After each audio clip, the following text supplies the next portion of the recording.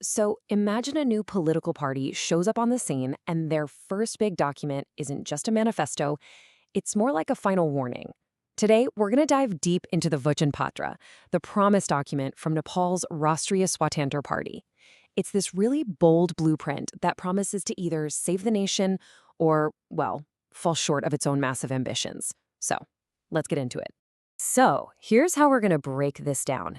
First, we'll listen to their urgent new call to the nation.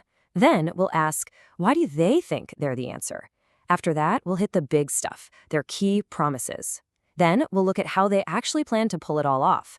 And finally, we'll check out the grand vision they're selling for Nepal's future. All right, so let's start at the very beginning with their new call. You know, every new political movement needs a really powerful why, right? A reason for being. This is basically the bedrock of the RSP's entire argument. And wow, they do not waste any time getting to the point. The manifesto opens with just this incredible sense of urgency. I mean, look at this statement. They're not just saying, hey, vote for us so we can get into power. No, they're framing this as the last chance to change the country's dire situation. That is a dramatic all-or-nothing pitch right from page one. So what exactly is this dire situation they're talking about? Well, the document lays it all out. It identifies 10 core challenges facing Nepal, which you can see listed right here. We're talking about everything from systemic corruption and weak institutions to a lack of justice and just plain bad infrastructure. According to the RSP, their entire platform is a direct answer to these deep, deep problems. Okay, so that naturally brings us to the next big question. If those are the problems, why does the RSPs believe it's the solution? Let's take a look at their core thinking here. The way they frame it is really interesting. The document paints a picture of two Nepals, two possible paths. On one side, you have what they call the old political syndicate, a system they argue has just held the country back for years.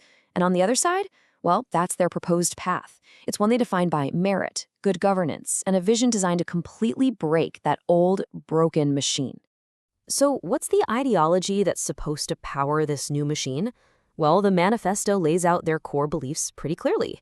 They're pushing for a participatory liberal democracy, which really just means getting more regular citizens involved. They also want a welfare state to provide a social safety net.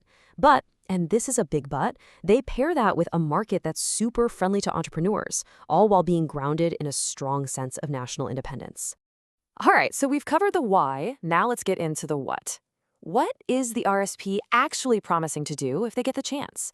This right here is the heart of the whole thing.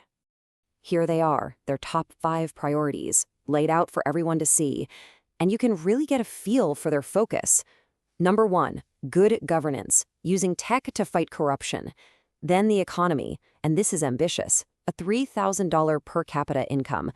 They're making a massive promise on youth jobs, pushing for huge upgrades in connectivity, and finally, looking to bring in the power and capital of the Nepali diaspora. It's this interesting mix of fixing the old system while trying to build a modern economy. Now, big promises are one thing, but how does the party plan to actually make them happen? I mean, that's the real question, isn't it? Let's look at some of the concrete foundations they've laid out in the document. Let's just start with one number that kind of jumps off the page: 30,000 megawatts. That's the amount of electricity the party is aiming to generate. For a country with so much hydropower potential, hitting a target like that would be, well, it would be absolutely transformative. You're talking about energy independence and a foundation for huge economic growth. And that huge energy goal, it's actually part of a much bigger picture that they call the integrated connectivity and infrastructure revolution. So we're talking about linking the entire nation with high-quality roads, making sure there's high-speed internet in every single settlement, and developing totally new economic corridors to boost industry and trade. Technology is really at the center of their plan for governance. They imagine this complete digital overhaul, aiming for a faceless, paperless, cashless administration. And, this isn't just about making things more convenient. This is their main weapon in the fight against that systemic corruption they pointed to as one of the biggest problems. But it's not all about the economy and infrastructure.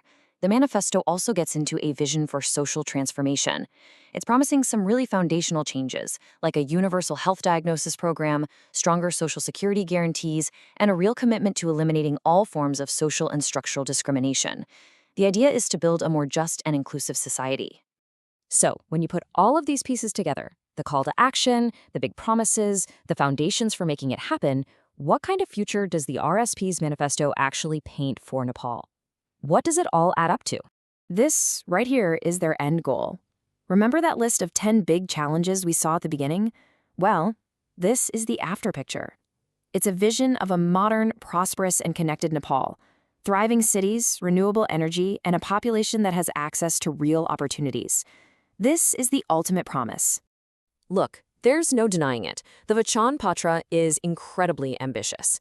It presents a really comprehensive and, in a lot of ways, radical vision for change. The real challenge, of course, is always going to be turning a detailed blueprint like this into a reality on the ground. And that leaves us with the ultimate question. Will this vision actually be the one to shape Nepal's future? Well, that's something only time and politics will decide. Thanks for joining me.